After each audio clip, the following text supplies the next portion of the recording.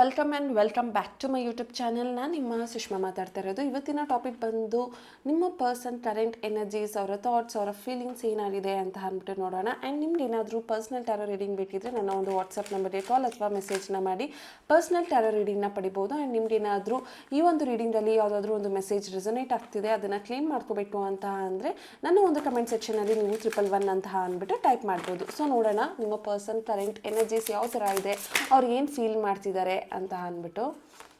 Okay, so ಈ ಎರಡು card ಬಂದಿದೆ. So will start reading. You are only mind, be in your limits, you stole my heart at first sight, handle it with care. Okay, so ನನಗೇನು ಅನ್ನಿಸ್ತಿದೆ ಅಂತ ಅಂದರೆ, ಈ person ಸ್ವಲ್ಪ ಈಗೋ ಇದೆ, ಆ್ಯಟಿಟ್ಯೂಡ್ ಇದೆ, ನಿಮ್ಮನ್ನ ಕಂಟ್ರೋಲಿಂಗ್ ಮಾಡುವಂಥ ಬಿಹೇವಿಯರ್ ಈ ಪರ್ಸನ್ಗೆ ಇದೆ.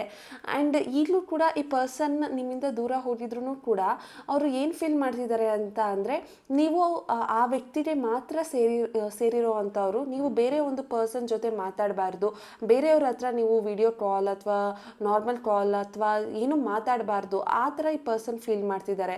ನೀವು ನಿಮ್ಮದೇ ಆದಂಥ ಒಂದು ಲಿಮಿಟ್ ಅಥವಾ ಒಂದು ಬೌಂಡ್ರಿ ಅಥವಾ ಒಂದು ಪ್ಲೇಸಲ್ಲಿ ನೀವು ಇರಬೇಕು ಅಂತ ಅಂದ್ಬಿಟ್ಟು ಈ ಪರ್ಸನ್ ಫೀಲ್ ಮಾಡ್ತಿದ್ದಾರೆ ಅಂತ ಅಂದ್ಬಿಟ್ಟು.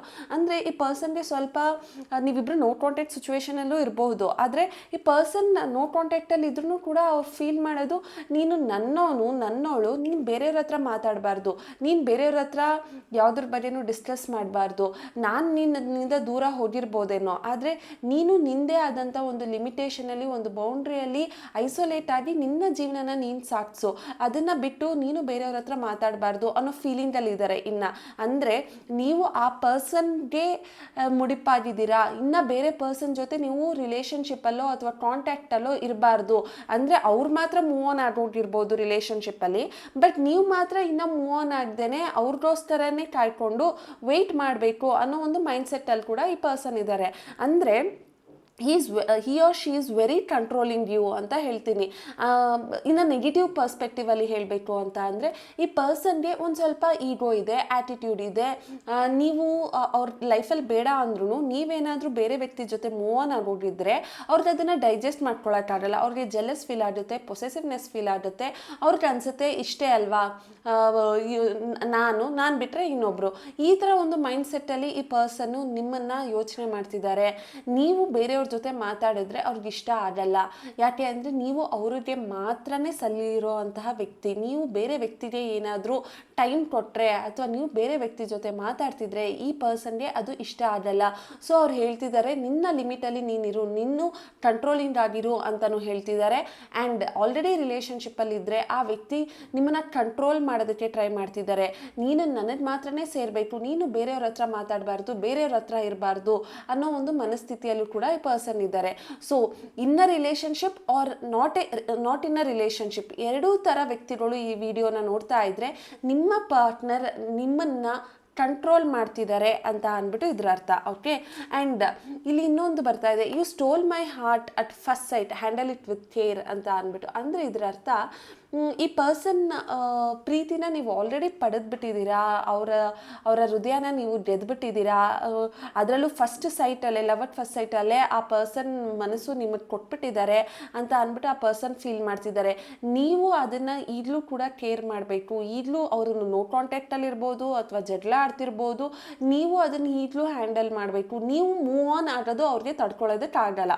ನೀವಿನ್ನ ಆ ಪರ್ಸನ್ ಫೀಲಿಂಗ್ಸಲ್ಲಿ, ಆ ಪರ್ಸನ್ ಎಮೋಷನ್ಸಲ್ಲಿ, ಆ ಪರ್ಸನ್ ಭಾವನೆಯಲ್ಲೇ ನೀವಿರಬೇಕು.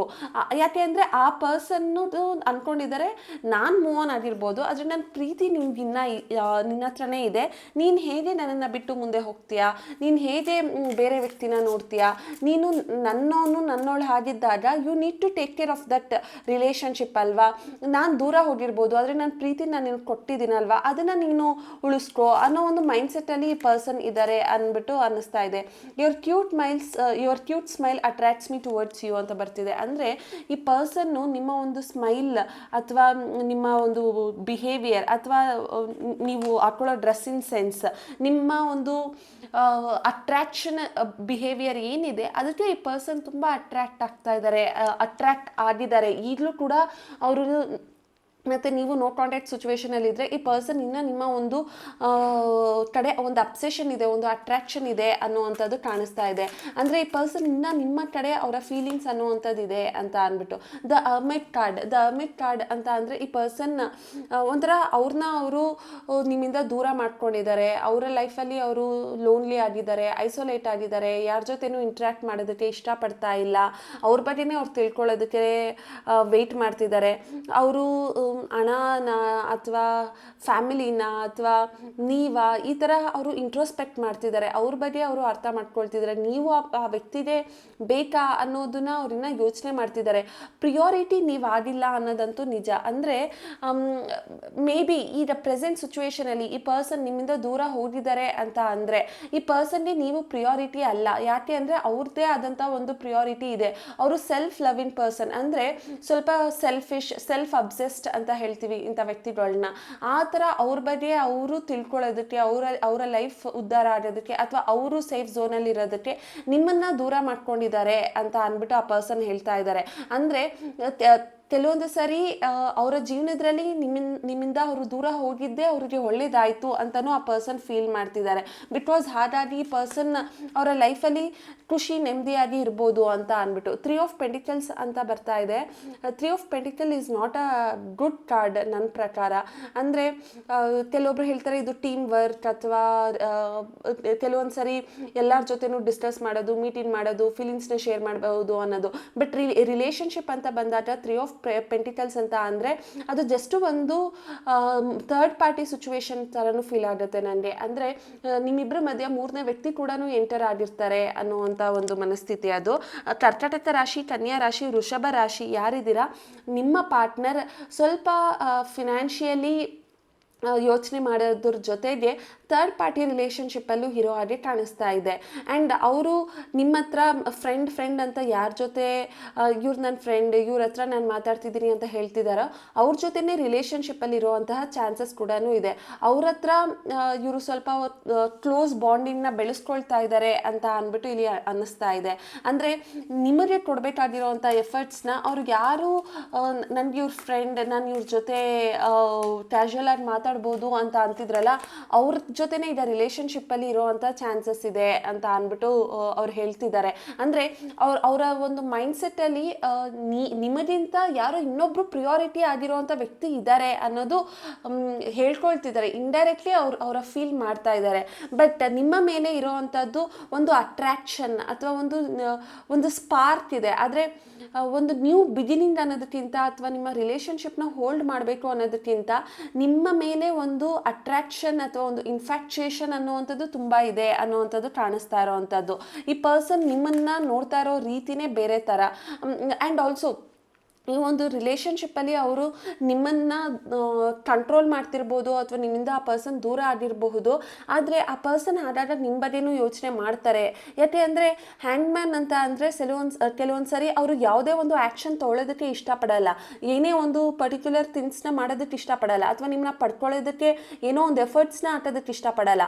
ಬಟ್ ಸ್ಟಿಲ್ ಆ ಪರ್ಸನ್ನು ನಿಮ್ಮದೇ ಆದಂಥ ಕೆಲವೊಂದು ಸರಿ ಯೋಚನೆಯಲ್ಲಿ ಇರ್ತಾರೆ ಅನ್ನುವಂಥದ್ದು ಹ್ಯಾಂಡ್ಮ್ಯಾನ್ ಅಂದರೆ ನಿಮ್ಮ ಬಗ್ಗೆ ಅವರು ಆಗಾಗ ಥಿಂಕ್ ಮಾಡ್ತಿರ್ತಾರೆ, ಸ್ಟಾಗ್ನೆಂಟ್ ಆಗೋಗಿದ್ದಾರೆ, ಸ್ಟಕ್ ಆಗೋಗಿದ್ದಾರೆ ಅಂತ ಅಂದ್ಬಿಟ್ಟು. ಆ್ಯಂಡ್ ದ ಲವರ್ಸ್ ಕಾರ್ಡ್ ಬಂದಿದೆ. Lovers card is a very good card for this reading. ಯಾಕೆ ಅಂದರೆ ಅದು ತೋರಿಸುತ್ತೆ ಒಂದು ಕಮಿಟ್ಮೆಂಟ್ನ.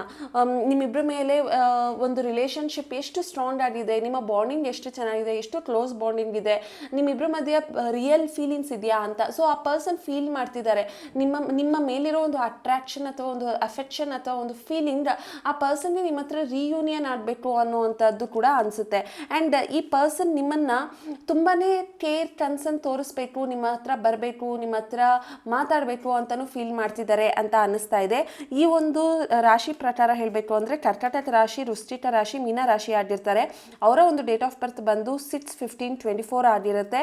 ಹಾಗೆ 12/3/21/30, 2/11/2029 ಮತ್ತು 3/12/21/30 ಇಷ್ಟ ಆಗಿರುತ್ತೆ. ಸೊ ಈ ಪರ್ಸನ್ ಒಂಥರ ಇನ್ನು ನಿಮ್ಮಿಂದ ದೂರ ಹೋಗಿದ್ರು ಅಥವಾ ನಿಮ್ಮನ್ನ ಕಂಟ್ರೋಲ್ ಮಾಡ್ತಿದ್ರು ನಿಮ್ಮ ಜೊತೆ ಅವರು ಅವರ ಫೀಲಿಂಗ್ಸ್ನ ಶೇರ್ ಮಾಡ್ಕೋಬೇಕು ಅಂತ ಅಂದ್ಕೊಳ್ತಿದ್ದಾರೆ.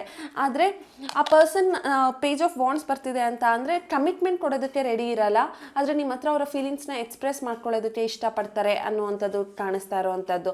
ಅಂದರೆ ಈ ಪರ್ಸನ್ ನಿಮ್ಮ ಜೊತೆ ಇರಬೇಕು, ನಿಮ್ಮ ಹತ್ರ ಮಾತಾಡಬೇಕು, ನಿಮ್ಮ ಜೊತೆ ಟೈಮ್ ಸ್ಪೆಂಡ್ ಮಾಡಬೇಕು ಅಂತ ಅಂದ್ಬಿಟ್ಟು ಅಂದ್ಕೊಳ್ತಾರೆ. ಬಟ್ ಈ ರಿಲೇಷನ್ಶಿಪ್ನ ಸೀರಿಯಸ್ ಆಗಿ ಒಂದು ಕಮಿಟ್ಮೆಂಟ್ ಅಂತ ಕಂಟಿನ್ಯೂ ಮಾಡೋದಕ್ಕೆ ಆ ಪರ್ಸನ್ಗೆ ಆಗ್ತಾ ಇಲ್ಲ. ಸೊ ಕಮಿಟ್ಮೆಂಟ್ ಅಂತ ಅಂದರೆ ಲೈಫ್ ಲಾಂಗ್ ಜೊತೆಯಲ್ಲಿ ಇರೋ ಅಂಥದ್ದು ಅಥವಾ ಲೈಫ್ ಲಾಂಗ್ ನಿಮ್ಮ ಜೊತೆ ಮಾತಾಡ್ಕೊಂಡಿರೋದು ಈ ಥರದ್ದು ಒಂದು ಮನಸ್ಥಿತಿಯಲ್ಲಿಲ್ಲ.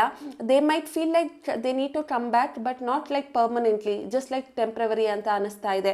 ಆ್ಯಂಡ್ ಈ ಒಂದು ರೀಡಿಂಗ್ ಪ್ರಕಾರ ಆ ಪರ್ಸನ್ ಡೇಟ್ ಆಫ್ ಬರ್ತ್ ಬಂದು ALEIOMTF ಮತ್ತು BVUWPJKH ಆಗಿರೋವಂತಹ ಸಾಧ್ಯತೆ ಇದೆ.